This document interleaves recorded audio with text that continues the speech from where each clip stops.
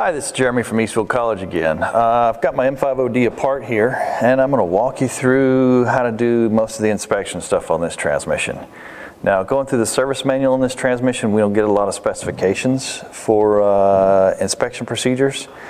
We get some input, we get in-play on everything, thrust on everything, or whatever you want to call it. And then we don't get any bearing play stuff. We don't get, as far as radial clearance, we don't get any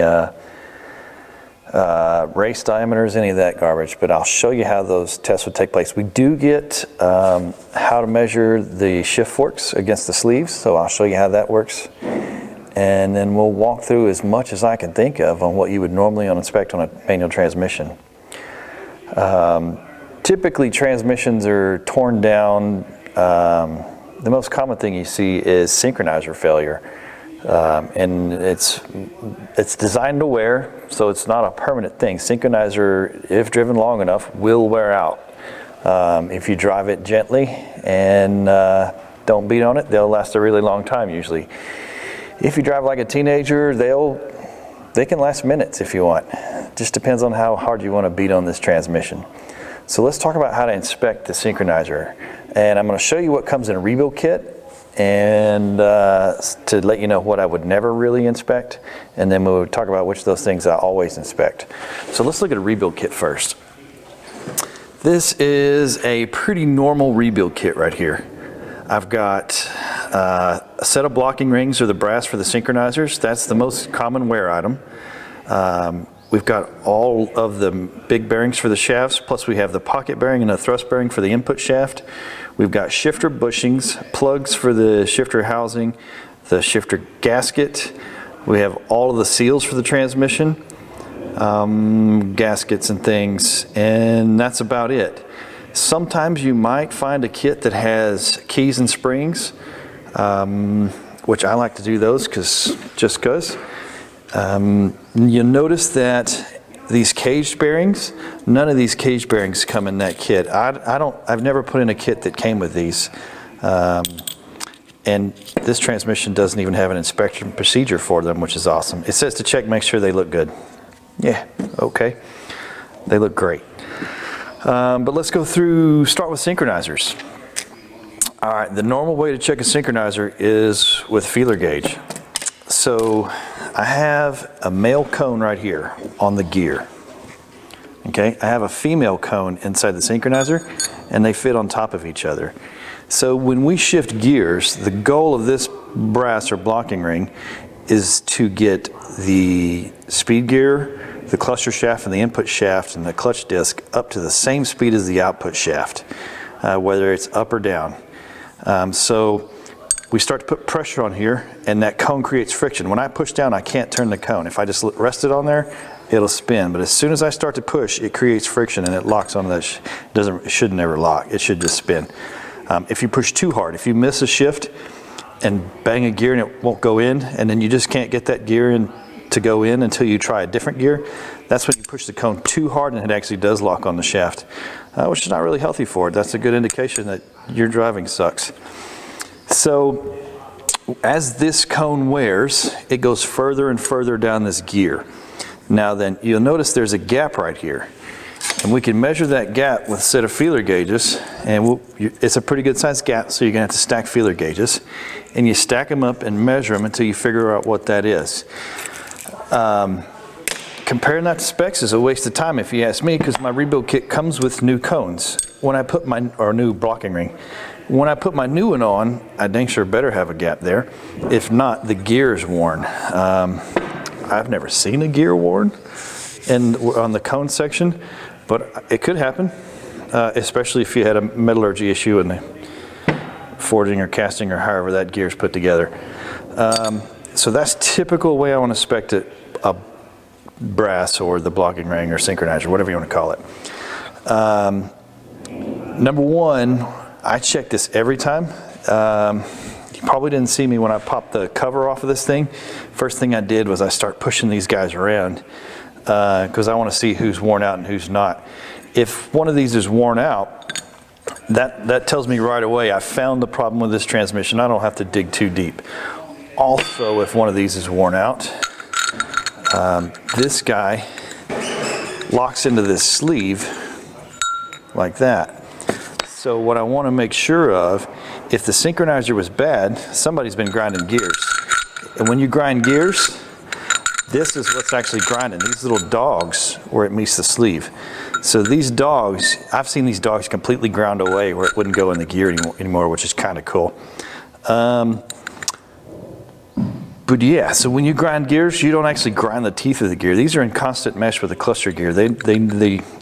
I've seen them cars with too much power. You put big enough turbo on a 2J, you can smoke an IS transmission and completely tear these teeth off of the input shaft, which is not uncommon.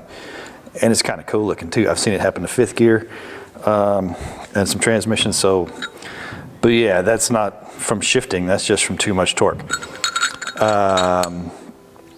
So yeah, you want to inspect. If you do have a bad brass, you want to inspect it. You always want to inspect the teeth, but if you do have bad brass, you want to pay careful attention to make sure these dogs are still in good shape.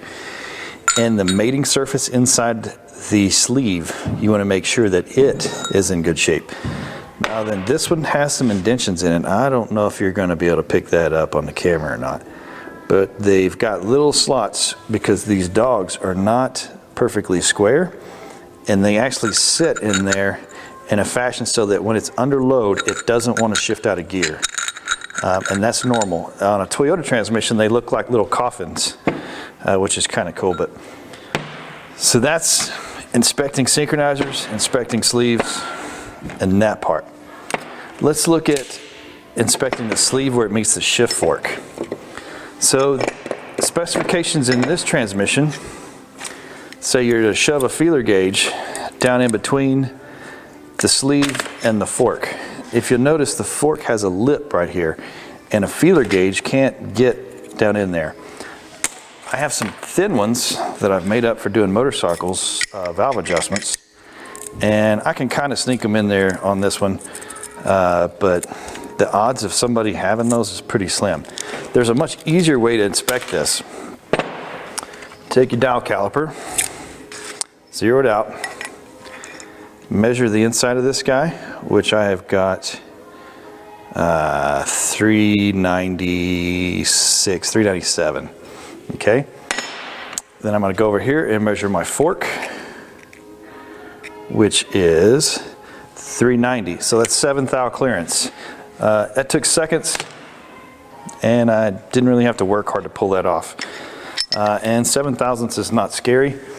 Let me go over here, the spec for that. I'll bring you over here too, why not? The spec for that, synchronizer shift fork sleeve, shift fork to sleeve is 30 thou, holy cow. So 7 thou is great if 30 thou is bad. And then synchronizer to blocking ring gear, 31 thou is going to be the minimum. We were way over that on the one we have. But again, you're going to be replacing it, so nobody really cares about that. Let's go down to, that's all we get for real inspection stuff. We have some in play in here, which we'll do on the assembly, because we can't do that right now. And that's it for specifications on this one. Let's go back over there. Now then, it does say to inspect these. So for third and second, the output shaft is your inner race for that bearing. First and second, that's second, third. First has its own inner race that's serviceable, so you'd want to inspect that guy. Now then, some transmissions want you to measure your radial clearance on these bearings in here, which is impossible to measure. You're supposed to stick your dial indicator on here and wiggle this gear back and forth like this. Now this one has zero play. This transmission must be low miles because it's like beautiful inside. What I can tell you is if you can feel play, it's probably time for a new bearing. But the only time I've ever seen these bearings really cause an issue, I saw one that was they'd hit something in the road and sprung a leak and ran it out of fluid, and that transmission just had a bad day. Let's call it that. If you were going to measure this and you could get specifications, it would be easier, if you ask me, to just take your caliper, measure the race here, take your, not an inside mic, telescoping gauge, measure the clearance in here, and then subtract. To compare them to specifications, really you can't subtract because you could measure the thickness of a roller. That's not the most scientific, but it's a whole lot more scientific than what the Toyota book says to do. So that's bearings, right? I'm not even going to look at these bearings unless I'm in here for a noise concern. If I'm in here for a noise concern, yes, I want to check these out very much, make sure I don't have any issues there. Because if I can see the bad race or the bad bearing, then I have a concrete diagnosis. I know for a fact that the bearing is what was making the noise. By replacing a new bearing, the noise is going to go away. So I'm just trying to verify my diagnosis by looking at those if I'm in there for noises. If I'm not in there for noises, it's just a shift concern, I'm not even going to look at those bearings. I'm just going to replace them and rock and roll. You definitely want to look at the teeth of your gears. It's not the most common failure on the planet unless it's a high horsepower situation. But usually those, you drive it in, you know, hey, this transmission's got issues inside. When I was looking at rebuild kits for this transmission, I was able to find a lot of kits that came with a new input shaft and cluster gear, which leads me to believe that that must be a high failure rate components on this transmission. So that's kind of interesting. But so I would definitely check it if I was doing an M5OD. Pay attention to my gear, because the only reason you would replace it is if you had gear tooth issues, if you ask me. Now then, your input shaft and your cluster gear, you're probably supposed to put it in a V-block and spin it with the dial indicator on it and measure run out. I said in one of the earlier videos, I've never seen one bent. I suppose it's possible, but you do the inspection anyways. While you're there, it doesn't get it any easier than right now to do that inspection. So keys and springs. These are the keys that are inside the synchronizers. Okay. I have seen these keys break. Some transmissions have these in their stamped steel, and I've seen those break, which is really cool. Some really cool shift issues when that happens. And they're applied by just a little spring that goes inside the hub. So you should probably check where your hub meets the sleeve. Let's see if I can install it correctly. This sleeve has to slide on this hub like that. So if you have a wear issue on here, which I've never seen, but it could happen, it's in the list of things to inspect. So that's that part. What else we want to inspect on this transmission? I don't see too much. I have seen cars where the pilot bearing or pilot bushing goes bad, and the nose of the input shaft that engages into the pilot can wear out. So in that scenario, you're definitely going to need an input shaft and a cluster gear, because usually these two go together as a pair. And let's see what else we got. Let's talk about shifter bushings. I saw a lot of shifter fork complaints just doing a quick Google search on this transmission. So apparently wear on the, well, actually you can see some wear right there on that shift fork. And if I can find the right fork, or right sleeve for that one. Are these the same? These are, let's do that one, I like it. Let's measure the clearance of that guy, because it doesn't look healthy. 95, or it's 395 thou. And we're gonna go over here and measure it where the wear is. 375 thou. So or 76. We're 19 thousandths clearance. We're still in specifications, but it's certainly not tight. I do a lot of the drift transmissions in the Toyota world, and so what we normally do on those is we put in Marlin crawler cells, billet shift forks, some billet bearing retainers, billet thrust sleeves or thrust washers, and then you go and throw a new shifter bushing in, and it totally changes the way one of those transmissions feels. It makes it super tight, because when you have a sloppy shifter, it's from two things. One is this movement here, forwards and backwards on the sleeve, which creates play. The other is in the top.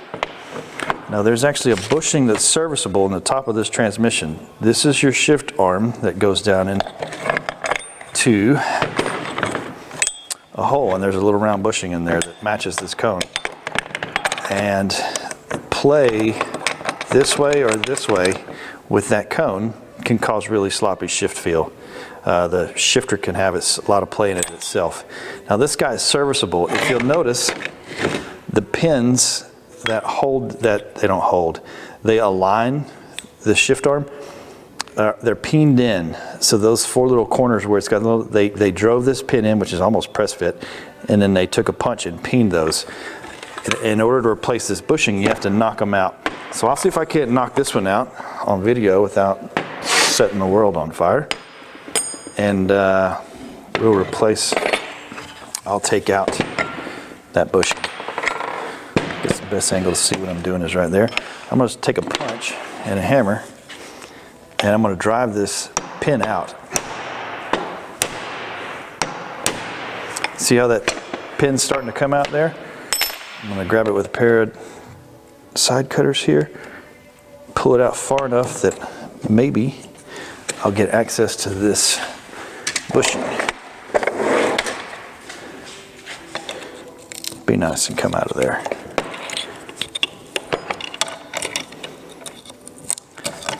I've seen these bushings crumble, and it'd go to the point where you couldn't even get the car in gear anymore. And usually you can service these bushings without even removing the transmission. Get it far enough now, maybe I can walk it. And so you replace that, the customer comes in thinking they need a transmission, and you throw in a $20 set of bushings, and they think you're amazing.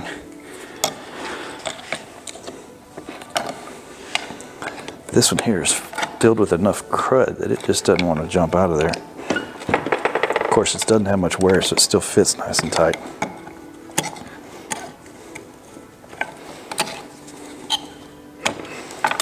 So we keep working back and forth. Oh, there she comes. It shoots out. It's hard plastic nylon. Who knows what this thing's made out of? Cone-shaped bushing for the shifter. So this is a junkyard transmission. I'm missing the top plate and the top bushing. There's two of these. One goes on top right here and rides on the ball, and then there's one that goes on the bottom of the ball, and they look identical. But since it came out of the junkyard, they had actually pulled the 3 bolts out, yanked the shifter out, and then just tossed this piece back in incorrectly, I might add, before they were done. This one also has some shims so that you could actually shim it up and tighten up how those bushings feel on this transmission, which is kind of cool. I like that. But to replace it, we'll just shove it back down in this little hole.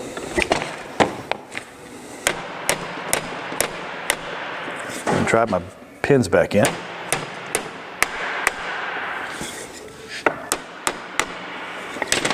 Now then, my pins are in, but they're no longer peened. So if you can see that, which you can, I'm just going to grab, actually I might be able to use that punch I had. I'm going to re-peen this and just 90 degrees out from everything else.